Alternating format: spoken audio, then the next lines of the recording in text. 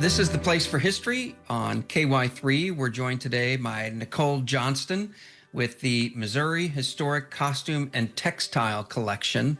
And we're talking today about Ginger Rogers, a famous Missourian. And Ginger, born in Independence and started her life there, Nicole. But she did not stay in Missouri. She went on to fame. Yes, she did. Only spent the first about 4 years of her life in Missouri, and then moved to New York. And then she and her mom popped on down to Texas when she got married. So, And from Texas, it seems like once she made it on the stage, it was like a rocket ship, her career. yes, her mother was her manager for her whole life, so that helped. Her mom seemed to really know what she was doing. But yes, she was with Ginger. What was it? A vaudeville show. She won in 1922, a little vaudeville act with Ginger and the Redheads that traveled around for a little while. And then she went out on her own and ended up on in some theatrical performances before making it big time in film. Yeah, and that's where everyone remembers her, if for one thing, for her partner in those films, Fred Astaire, because you can't say Fred Astaire without Ginger Rogers or vice versa. They're together. Yes, they are. They are. For our exhibit that we had of Ginger's garments and her performance career, that was one of the main things that the viewers and the guests commented on repeatedly, was that experience of watching Fred and Ginger either in the theater or on TV, and how that brought, oh, I watched that with my grandmother. This was her favorite film. So it's their partnership is very much tied together in memories for a lot of people. Yeah. And you have so much of what made her famous. She had talent. Yes, she had talent. She was a great dancer, great singer. But part of what made her famous was what she wore, because she wore it so well and always seemed to be at the top of her game. How do you come into possession of this, all these dresses and costumes? Well, um, it was during 2020, after the pandemic had hit extensively, and Ginger's home in Independence, Missouri, had been turned into a house museum. And with COVID, the director and owner was having to close that museum. And so I reached out to her, and she gave us a few garments that she'd had from Ginger, and as well as some of her archives. But she put us in touch with Ginger's personal assistant out in California, who had been her assistant for the last 18 years of her life, and had been given Ginger's costumes as part of memorabilia from her estate when Ginger passed away in 95. So are we talking here about Roberta Olden or Yes, we are. Marge Roberta, Paget? both. Marge Marge? was the owner of the House Museum in Independence, and Roberta was Ginger's assistant. So I've had the pleasure of meeting both of them. And there's a real friendship here. It's not just these are people she knew. I understand there's a real tightness that goes back years. Especially with Roberta. Um, 18 years, she was her personal assistant. I'm traveling with her, helping coordinate things, her daily life. And Roberta and Marge have developed a good friendship as well. So when you acquire these, a lot of times you think of acquiring something in a museum and you can go look at them. And you had um, an exhibit in 2024 where people could go look at them. Uh, but this is beyond looking at them at the university there, correct?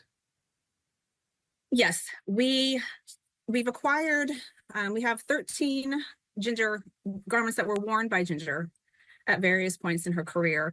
And the exhibit was this incredible opportunity to show them to the public in this beautiful setting. But we also incorporated these garments into coursework in our department in textile and apparel management at Mizzou. We were in 7 TAM classes, and I got to introduce Ginger to, oh goodness, 50, 60 students who, frankly, I can count on one hand the number of students who knew who she was. But after that, they loved her because they had to, as part of their projects, their apparel design projects, they had to research her career. They got to browse all the beautiful photos online. They got to handle and touch her garments in class, all these feathers and rhinestones and fur. And they fell in love with her. And some of the students did 2 or 3 Ginger influenced designs that were part of the exhibit as well. So let's talk about that. How do you categorize it as Ginger influenced? What's the key core of that style that the students are looking at among those 13 pieces you have? Well, they did have to incorporate some element of who they thought Ginger was at any point in her 33-year career. Right. Or no, I'm sorry, 60 plus year career. So some aspect of her personality or her clothing that they thought really represented her. And a lot of it was her performance costumes and the beautiful, stylish, blingy garments that she wore in the films and in her nightclub review. Those were some of the biggest influences. Did the students tell you what they thought Ginger Rogers brought to them? Did they say, uh, Ginger brought to me style or class or Both of those were sexiness used. or all of that? All of that was used by students, yes. Many of them were impressed by her, she was kind of that a triple threat, right? She could do it all. And they were really impressed by that, and just the stamina and the ability that she had when just thinking about performing the film roles, the number of, the amount of rehearsal that she had to do for some of these theatrical performances, just that stamina and strength really impressed them as well. And just the length of her career and the variety of work that she did, they were just impressed by all of it. So, what were your thoughts as an instructor looking at the outfits that came from this project? And I'm guessing you're still doing this. Um, we are getting Ginger's clothing into select student coursework. Yes. Okay. The big push was for that first exhibit. Right. But yes, we are continuing to introduce Ginger to our students a little bit at a time. But this, we ended up with over 100 student designs. Wow.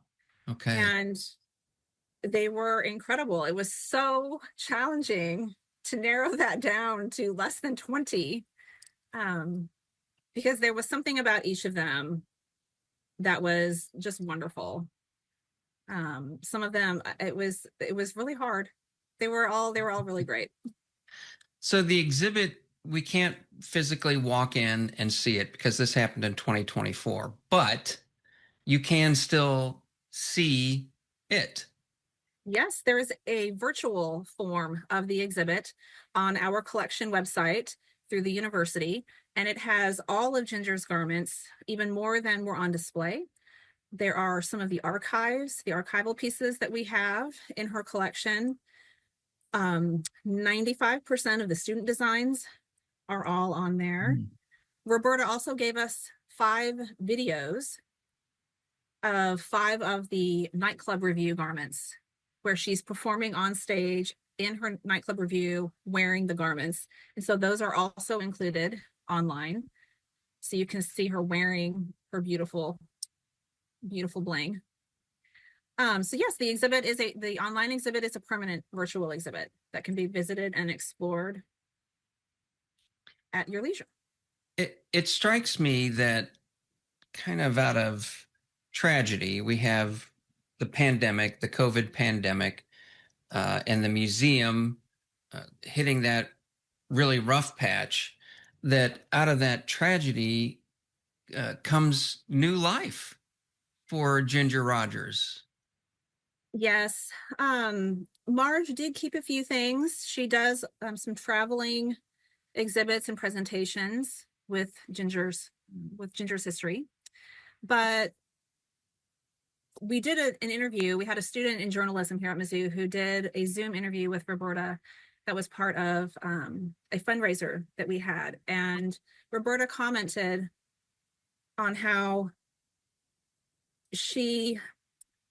Roberta and individuals who knew Ginger, how they really thought that Ginger would very much enjoy having her pieces in her home state and would really be incredibly happy to have them influencing students in, throughout the future. And that was very special for us to hear. Did any of these Ginger inspired student designs, is the way I should say it, did any of those go on to production, or that was not the end goal here? That was not the end goal. It was really to have students utilize a variety of influences and incorporate those influences and showcase the skills that they were developing in those classes at that particular time. One garment, we did have a guest who wanted to purchase the student's design. And so we connected those two individuals. I don't know if that happened or not, but that was kind of fun to hear. And then we did keep two student designs in our collection as part of our Made at Mizzou TAM design collection. They were quite beautiful. We're happy to have them. Yeah, Made at Mizzou TAM collection. So this is not something you're going to go online and be able to order, or is No. it? No, unfortunately, they're online to view. They're part of the exhibit as well, but no, these were one of them had a custom Ginger print that the student designed and had made on, I think it was Spoonflower, an online garment textile printing company, and incorporated that into their design. And then another one is incorporated 50 denim jeans and pieced all of these. Oh my goodness, I think there's over 200 denim pieces in this garment. So that's a little challenging to try and produce in a, mass market. I imagine. Are you hopeful that you'll get more Ginger Rogers articles? Well, actually, Roberta, we had a Day of Ginger in spring when the exhibit opened, and there was a film screening of Top Hat, and we had a fundraiser that evening, and Roberta visited us from California that day, and she comes into the exhibit and she has another garment draped over her arm that was from Ginger's role in MAME in 1969 in London. And she mentioned that she has a couple more shoes that go with some of the garments that we have, but I'm not exactly sure how many other pieces Roberta has, but she knows that we would be happy to preserve those for her. Yeah. So what's the future look like as we head down the road? It's incorporated into classes you mentioned. Is that kind of where this goes from here? Hopefully I will be able to build a 3D virtual gallery where we can have that kind of virtual space that you can walk through and you can see Ginger's garments 360. And we can incorporate the videos into that 3D gallery exhibit kind of space. Because they're beautiful seeing them, just the pictures online, but being able to see them in 3D, and it's a much better experience. So that's something else we're trying to do, is create that virtual 3D space. So, what's it like to be in charge of preserving the history of this woman who, she was the biggest star in the world for such a long time, and here you are, years later. You're the one. You're in charge.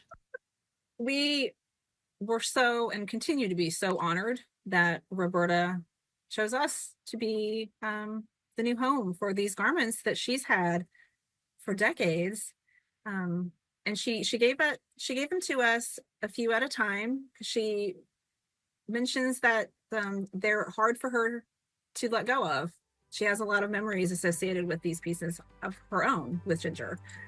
But we were very honored to be chosen out of any place in the entire world to preserve these and share them with the public in the future. And it's a little scary, but I love going into our collection storage and just looking at her garments. They're just beautiful.